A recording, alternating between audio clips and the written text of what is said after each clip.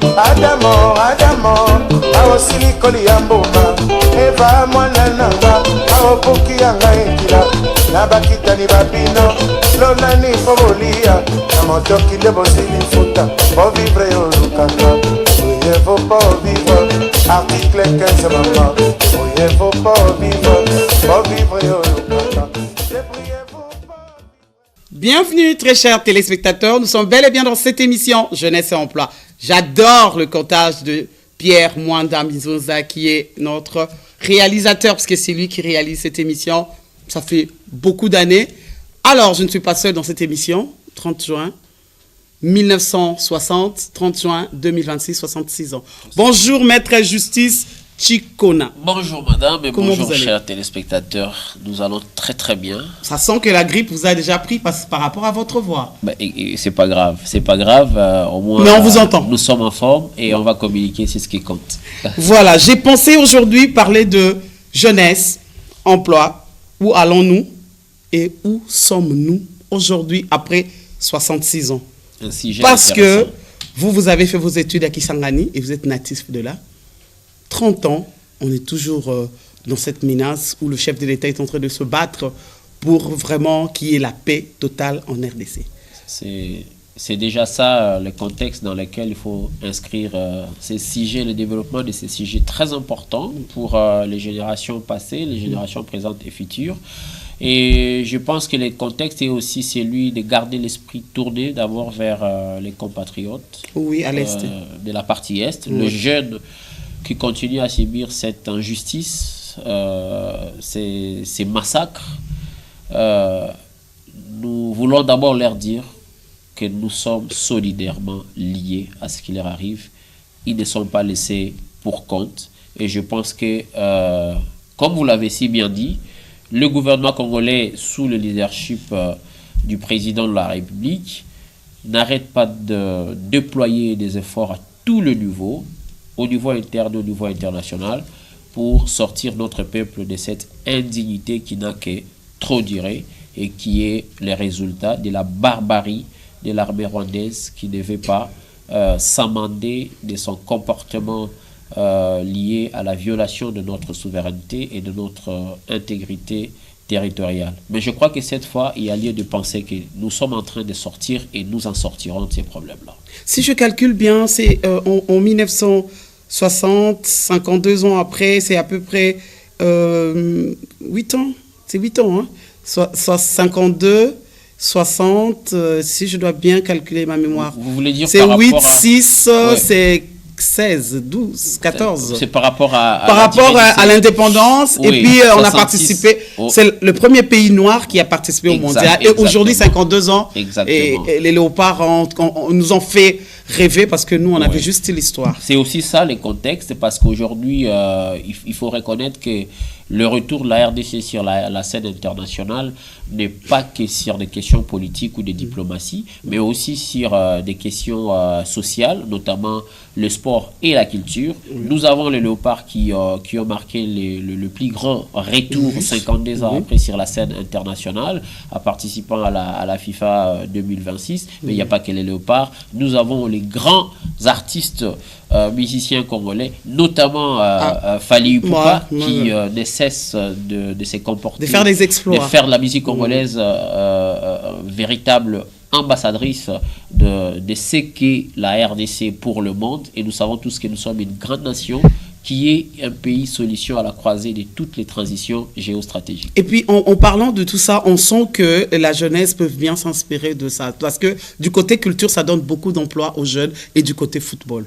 Parce que rien que le football, on peut facilement permettre aux jeunes de ne pas rester au chômage. La jeunesse, c'est les poumons de ces pays. Et je suis très content qu'on puisse parler de cette jeunesse dans ces contextes où on se prépare à célébrer la journée de l'indépendance. Oui, 66 ans. La jeunesse, c'est cette catégorie sociale congolaise qui est la charnière entre l'ancienne et la future génération.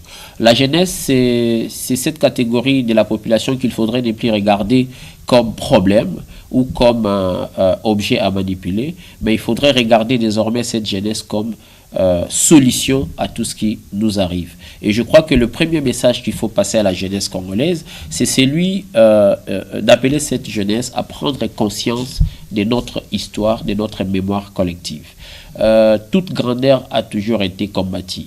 La jeunesse devrait comprendre que notre pays est longtemps combattu parce que nous avons un grand destin devant nous. S'il faut que la jeunesse retienne un message clair aujourd'hui, c'est un message de la résilience.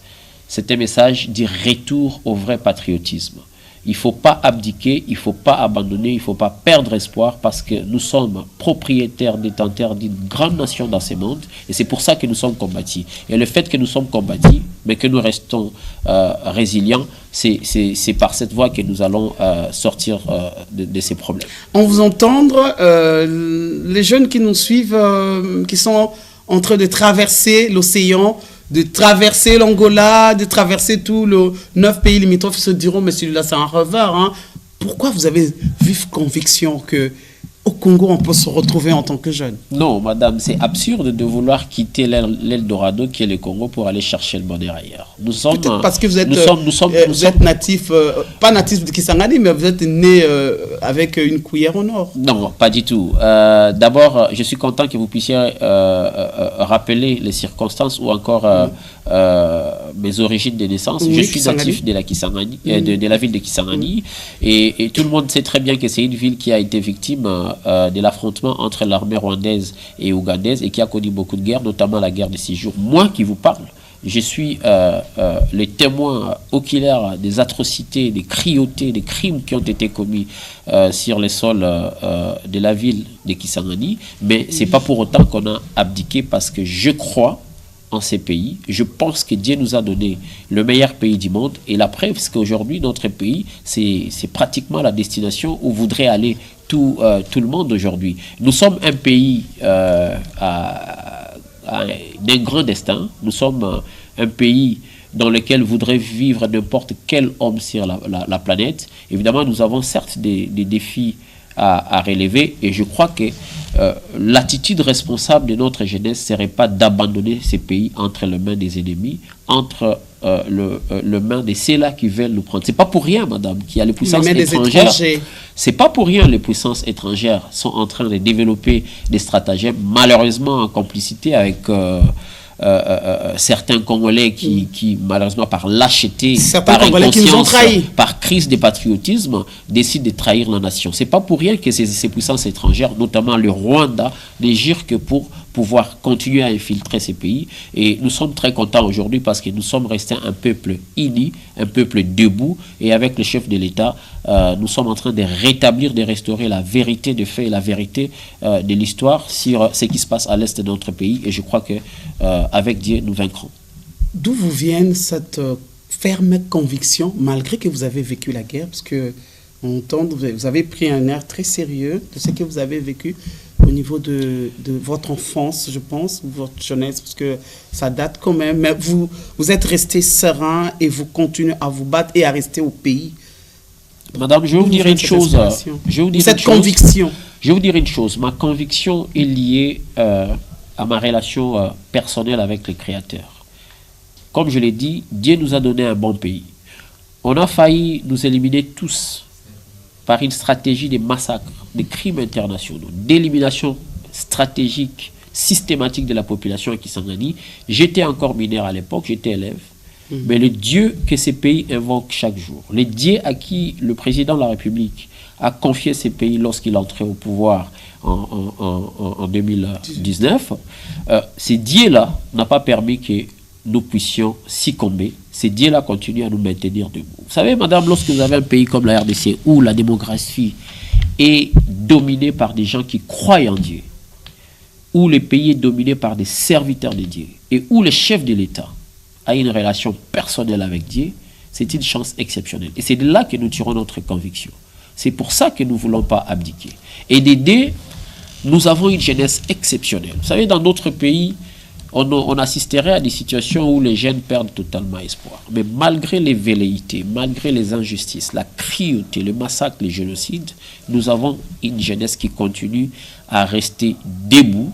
Et nous voulons dire à cette jeunesse-là, nous insistons, il faudrait que cette jeunesse puisse prendre conscience de notre histoire commune, de notre destin qui est grand.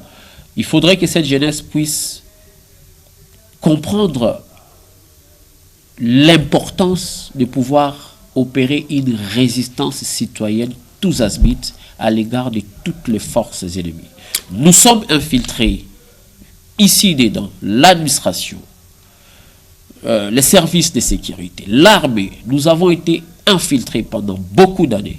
Il fallait que nous ayons un chef d'État patriote congolais avec un leadership ferme à l'égard des ennemis pour que nous puissions tenir et pour que nous puissions connaître les niveaux d'infiltration de ces pays. Mais maintenant que nous connaissons la vérité sur notre histoire, qu'est-ce qu'il faut faire? Il faut bouter dehors les ennemis, il faut barrer la route aux personnes qui sont sous-traitées par ces ennemis ici sur place, pasteurs, prêtres, politiciens, acteurs de la société civile soient-ils, mais pour que nous puissions bâtir une nouvelle république. Et c'est pour ça que nous avons commencé un projet de société qui s'intitule Chantier de la 4e République démocratique du Congo, que je suis en train de représenter. Comment vous structurez ces chantiers de la 4e République? Vous avez un siège, vous avez, comment on appelle ça, les documents, donc vous avez légalisé vos documents? Il faudrait apporter une précision là-dessus. Nous sommes un consortium de la société civile qui se dénomme Paix sans frontières. Et c'est ce consortium légalement établi en République démocratique du Congo qui est initiateur d'un projet de société à caractère politique et social. Pourquoi nous avons décidé de choisir la nature d'un projet de société et non d'un parti politique? Parce que, vous savez, madame, dans ces pays, nous avons tout appris aux jeunes, sauf le patriotisme, sauf l'autonomisation.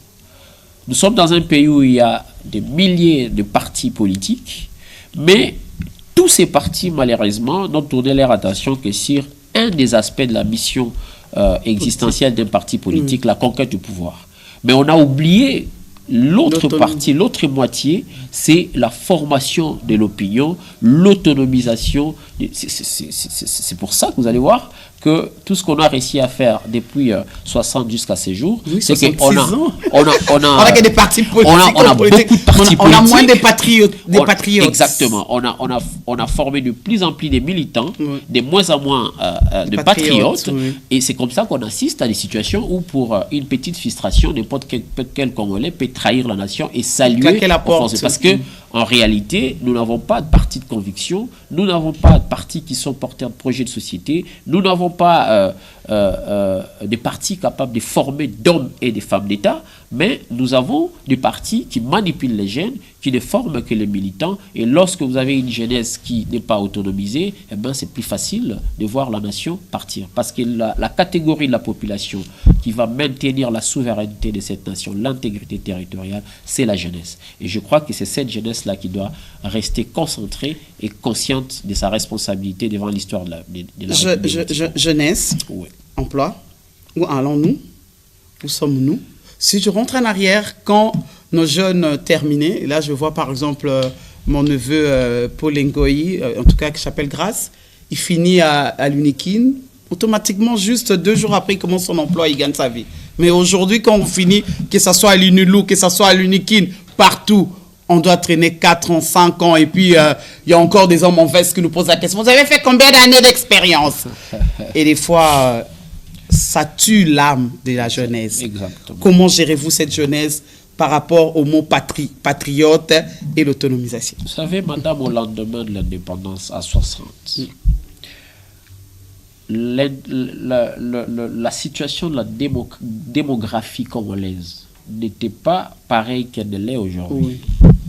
Le taux le nombre de la population millions, j'ai pas d'idée, mais ça reste augmenté, a pratiquement aujourd'hui c'est 5 millions. Quadruplé. Et donc, c'est des défis.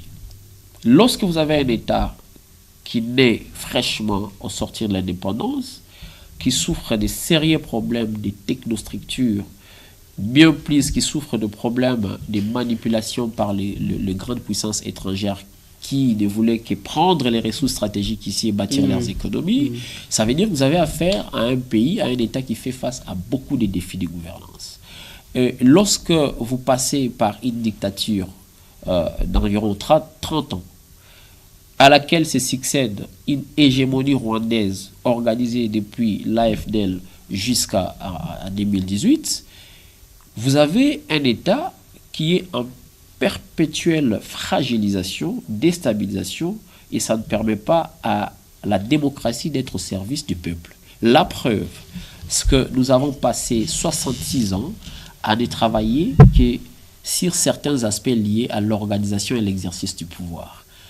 Tout le débat est tourné par rapport à comment les jeux démocratiques se jouent avec des acteurs politiciens qui sont tout sauf hommes et femmes d'État et qui n'ont aucune préoccupation tournée vers les générations futures. Ça, c'est les tableaux qu'on peut dresser depuis 60 jusqu'à aujourd'hui. Mais maintenant, regardez, l'autre aspect en termes de technostructure, c'est que nous sommes restés un État qui a voulu se comporter comme un État essentiellement consommateur et un État essentiellement employeur. Non, oui, madame. Oui. Non, tout le monde ne peut pas avoir le matricule de la fonction publique pour être non, malheureusement, on n'en donne pas tout le monde, et puis il n'y a pas de les places. Voilà, même si on voulait le faire, il y aura un problème de maîtrise des effectifs. Je crois que c'est la situation aujourd'hui. Je crois que le vice-premier ministre de la fonction publique est en train de se battre sous le leadership du chef de l'État et de madame la première ministre pour résoudre ces problèmes. Il y aura un défi en termes de la maîtrise de la masse salariale parce que l'État ne peut pas payer tout le monde et déjà qu'on est à plus de 100 millions d'habitants. L'alternative... Coupé. Voilà. Il faut régénérer. Ah, ok. Donner, pose problème, Okay. mais un peu maintenant. Ok. Vous avez gardé votre idée? Très bien. D'accord. L'alternative par rapport à tout ça, ce qu'il faut passer d'un État consommateur-employeur à un État producteur, à un État créateur de structures d'accompagnement pour que la jeunesse ait accès non pas seulement au matricule, mais à des possibilités d'investir et d'entreprendre. Et sur ces points, il faut saluer quand même un des piliers majeurs qu'avait décidé le chef de l'État, le pilier de sa vision qui est relatif à la diversification de l'économie et qui est techniquement développé par les programmes d'action du gouvernement 2024-2028 qui met en avant la question de l'entrepreneuriat des jeunes. Et du point de vue de la technostructure, vous allez voir qu'au ministère de la Jeunesse, par exemple, il y a un fonds spécial qui a été créé par les gouvernements pour soutenir l'entrepreneuriat des jeunes. Si vous allez au niveau du ministère de l'entrepreneuriat, vous trouvez par exemple l'ANADEC, des structures techniques pour booster cette question de l'autonomisation des jeunes afin qu'au Congo, qu'on puisse avoir des millionnaires comme le chef de l'État l'avait dit. Et les millionnaires, on ne les crée pas avec des matricules, sinon les gens vont détourner, vont faire de la corruption. Non, les millionnaires, on les crée par la création des entreprises. Et via les entreprises, on a des emplois. Via les entreprises, on a des opportunités d'affaires. On a des partenariats publics-privés à caractère national et international. Et ça peut permettre la création d'une classe moyenne et l'autonomisation de notre jeunesse. Mais non, que faire pour que ça soit... Juste ça, c'est vraiment en passant. Hein. C'est cette jeunesse-là qui regarde, il se pose des fois certaines questions. Parce que quand on regarde la télé, en famille, j'ai l'habitude de critiquer aussi ce qu'on entend. Alors, je me projette à eux. Que faire pour que ça soit accessible à tout le monde et que ça ne soit pas catégorisé aux membres des familles, copines et membres des partis politiques? Je pense que nous avons connu ces réalités que je vais qualifier de clientélisme dans la gestion de la chose publique.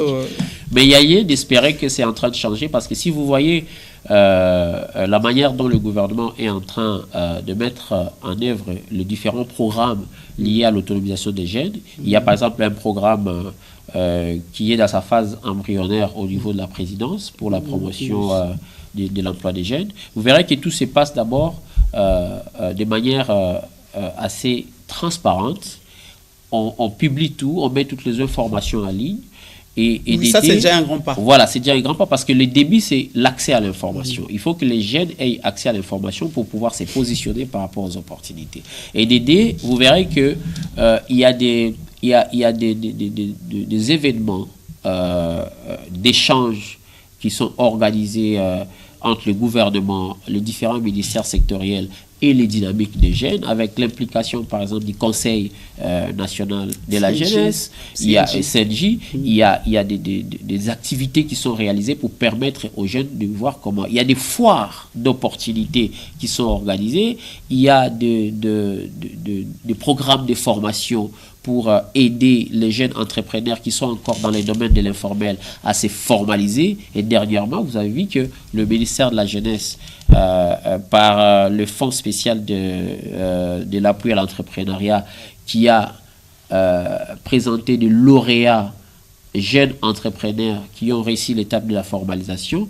avec des avantages clés liés, par exemple, au financement de leur plan d'affaires. Voilà, ce sont des initiatives comme ça qui peuvent... C'est déjà un pas, qui peuvent au fur et à mesure nous permettre de dire que nous sommes en train d'avancer, bien qu'il faut reconnaître qu'il y a quand même un grand retard à rattraper. Et ce retard, ce n'est pas un cas fortuit, c'est comme je l'ai dit, c'est parce que nous sommes sérieusement combattus par des plans machiavéliques, par le plan obscur des puissances étrangères qui veulent à tout prix prendre le contrôle de ces pays. Surtout l'infiltration. Absolument. Parce que c'est ça qui tue aussi. Oui, on ne peut pas espérer l'autonomisation d'une jeunesse dans un pays dont la souveraineté et l'intégrité territoriale est à tout le temps perturbée. Et ça, c'est l'occasion de passer un message clé à toutes les forces vives de la nation. Oui. On peut beau critiquer ce qui ne va pas ici à l'intérieur, mais lorsqu'il est question de la souveraineté nationale, lorsqu'il est question de défendre sa patrie, je crois qu'il faut garder cette sagesse africaine selon laquelle le linge sale, c'est lave en famille, mais mettre en avant toutes les stratégies pour mettre hors d'état de nuire l'ennemi qui veut à tout moment nous déstabiliser. S'il faut regarder en arrière jusqu'à aujourd'hui, nous avons un long parcours, nous avons une longue expérience en matière de maturation démocratique. Je crois qu'il est maintenant grand temps de pouvoir regarder l'autre aspect de notre démocratie qui consiste à satisfaire les droits économiques, culturels et sociaux. Le droit, dans la Constitution, ce n'est pas seulement les droits politiques où tous les jeunes commencent à penser que pour réussir, il faut aller en politique. Être candidat député. C'est l'image que les politiciens nous envoient. Malheureusement, et c'est à ces politiciens-là que nous voudrions lancer un message. Arrêtez de jouer avec les générations futures. Contribuer à la formation d'une nouvelle génération d'hommes et de femmes d'État si nous voulons que ces pays puissent rester à nous sur un long terme. Votre adresse de votre structure, le siège de votre structure? Nous sommes dans la ville de Kinshasa, dans la commune de Ngaliema, précisément dans les quartiers mis à Pigeon, sur l'avenue Kananga.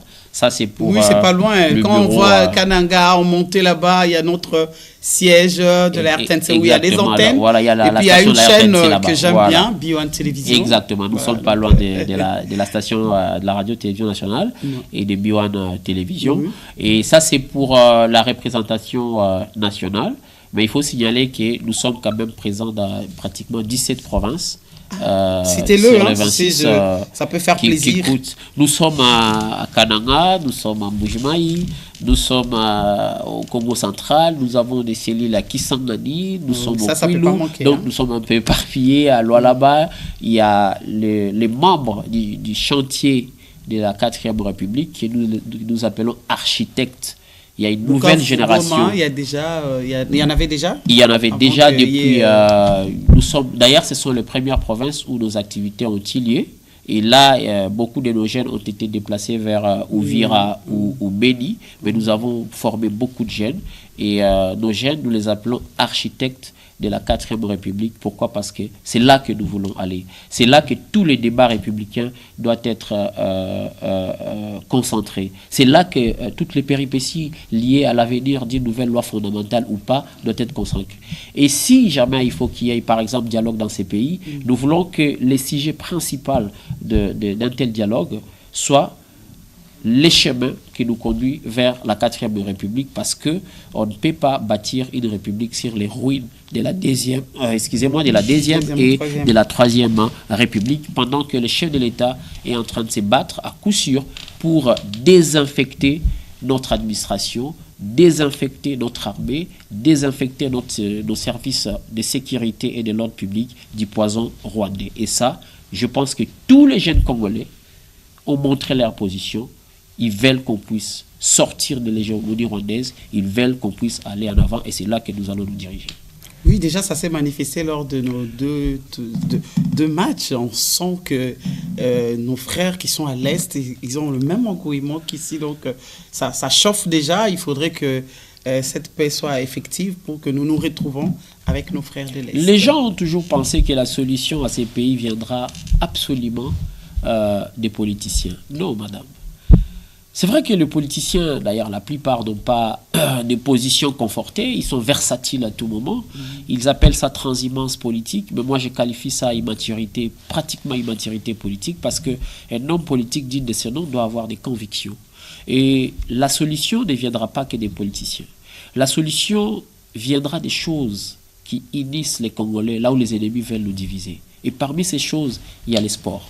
Les sports, si les sports à un certain moment donné étaient considérés comme simple loisir, aujourd'hui, au monde d'aujourd'hui, les sports, c'est... Ça apporte beaucoup d'argent d'ailleurs, voilà, dans un État. C'est comme ça que nous, dans notre projet de société, dans le secteur du sport, nous parlons de l'économie du sport. Il ne s'agit plus seulement de loisirs du sport, mais c'est de l'économie du sport, parce que à côté du secteur sportif, il y a beaucoup d'emplois qui peuvent être créés, il y a beaucoup de réseaux d'affaires qui peuvent être créés, et je crois que s'il y a un message clé à faire passer à notre ministre du Sport Didier Bidimou, c'est d'inscrire le ministère, le secteur sportif, sur la voie d'une planification stratégique pour doter les pays d'une politique nationale de l'économie des sports, afin que le sport soit un vecteur de solutions qui peuvent être à caractère diplomatique, à caractère social, culturel et économique. Et l'autre aspect, c'est la musique. La musique porte la voix de la RDC partout. S'il y a des gens qui doutaient qu'il y avait massacre au Congo, s'il y a des gens... En dansant ensemble la culture. L'ensemble de la culture. Parce que, une parenthèse, je ne peux pas la voir, quand on voit le concert de Fally Ipupa, il y a l'habillement, il y a la décoration, il y a plein des emplois qui ont intervenu. Pour, on les a aussi payés, donc pour que ce concert puisse se faire entendre. Et ce qui est particulier concernant les sports, la musique, la culture en général, comme vecteur de solutions en RDC, c'est que ces secteurs-là, qu'on ne voyait pas, ont réussi à imposer la vérité de notre histoire sur les génocides congolais. Le petit geste que les sportifs font parfois en mettant ça, ça envoie le message. La musique, lorsque nos artistes, Werenson, JB Piana, Fally Ipupa, Ferregola, et derrière tous ces gens, derrière Fally Ipupa, on a les Warriors. C'est la population congolaise, c'est des leaders. Derrière, il y a le Gaulois. Il y a parfois même des journalistes tels qu'Israël Mutombo, que j'apprécie, qui a toute une armée des Sangoku derrière lui. Il y a des Bana Maison Mère derrière Werenson. Et donc c'est des vecteurs qui peuvent contribuer à toutes les solutions que nous sommes en train de rechercher pour voir l'avenir de la 4e République, un Congo grand, prospère, digne, où hommes et femmes, jeunes et enfants vivent en toute dignité sur la terre de leurs ancêtres. En tout cas, on vous entend, on sent que même si vous avez perdu l'espoir de ne pas rester au Congo, mais si on vous entend, on y reste. Et c'est ça que j'encourage nos jeunes à rester et à créer, à se prendre en charge, matin, midi, soir, réfléchir pour qu'ils puissent s'en sortir. Absolument. Et vous, que direz-vous à cette jeunesse qui vous regarde? Parce qu'ils ont déjà changé d'avis, ils vont plus, tous ne vont plus partir, hein. Ils doivent nécessairement rester, se battre et trouver des solutions à leur vie ici au Congo. Je voudrais dire deux choses. Premièrement, j'appelle la jeunesse à prendre très au sérieux le débat républicain qui se passe dans les pays maintenant. Nous sommes dans une période charnière, une période très critique, dont les ici vont déterminer le millier d'années des générations futures congolaises. Je voudrais que cette jeunesse puisse prendre une posture de responsabilité, exiger la vérité des faits de l'histoire à l'égard de tout le monde. Il faut que cette jeunesse reste éveillée pour exiger la vérité aux prélats, aux prêtres, aux pasteurs, aux opposants. il faut exiger la vérité à tout le monde. Parce que vous connaîtrez la vérité et la vérité vous affranchira. Votre pays ne peut pas, notre pays, que dis-je, ne peut pas être bâti sur la falsification de l'histoire. Nous ne sommes pas esclaves d'un peuple étranger dans ces pays. Ces pays ont longtemps été mis à genoux et je crois que nous avons aujourd'hui un président de la République qui nous tend la main et qui voudrait que nous puissions saisir cette main pour sortir de l'impasse dans laquelle on nous a plongé pendant plusieurs années. Moi qui vous parle, je fouille la guerre à pied. Je fouille la guerre des 6 jours à pied. Je vécu le massacre. Je grandis avec ces traumatismes et je comprends parfaitement ce qui se passe à Goma et à Bukavu. Et je voudrais vous dire que c'est pas quelque chose d'anodin. Non, c'est voulu, c'est concocté. C'est des plans qui sont conçus à l'étranger. Et je voudrais aussi demander à cette jeunesse d'exiger à tous que l'histoire de ces pays soit écrite sur le sol congolais. Plus question qu'on assiste à des réalités où on nous télécharge des constitutions depuis l'étranger. Nous sommes devenus un peuple mature, un peuple résilient. Il est de notre droit. Et d'ailleurs, c'est reconnu par l'article 5 de la Constitution qui fait de nous le peuple souverain pour décider sur notre droit à l'autodétermination afin que plus personne puisse nous mettre à genoux. L'unique garant aujourd'hui de cet ici favorable auquel nous aspirons, c'est le président de la République. Nous devons faire confiance au président de la République. Nous devons faire confiance à nos institutions républicaines, en dehors desquelles ça ne sera pas possible de construire une solution durable pour la paix dans ces pays. Merci sur ce mot. Maître Justice Tchikona, je vous dis merci parce que vous avez le souci du patriotisme et de l'autonomisation de la jeunesse. En tout cas, nos portes seront toujours ouvertes pour discuter avec vous sur les questions de la jeunesse et leur pousser à aimer ce Congo et à travailler et à ne pas être de chômeurs. Absolument. À se prendre en charge malgré les péripéties de notre État. Mais avec le chef de l'État, avec le souci de tout son gouvernement et la société civile, bien sûr, nous allons travailler ensemble pour que ce grand Congo devienne Séké, Lumumba et les autres héros de ces pays qui ont travaillé, qui ont milité pour l'indépendance. On puisse vraiment faire renaître ces grands, ces géants, cet éléphant, parce qu'on est là avec nos léopards, donc on sent vraiment que les géants est en train de s'élever. Sur ce mot, je vous dis merci. À la prochaine. Je dis merci à tous nos téléspectateurs qui nous ont suivis à travers cette émission Jeunesse et Emploi. Merci à la grande équipe technique qui continue à assurer au maître de maître sa réalisation de cette émission. On se retrouve prochainement. Écrivez-nous dans ce numéro qui est devant vos petits écrans. C'est notre numéro WhatsApp. À la prochaine. Adamo, awosili koli ya mboma Eva mwana nanga, awopuki ya ngaikila Nabakitani babino, lonani fobolia Namotoki lebo zili futa, po vivre yo lukaka Oye faut pas vivre, article 15 maman Oye faut pas vivre yo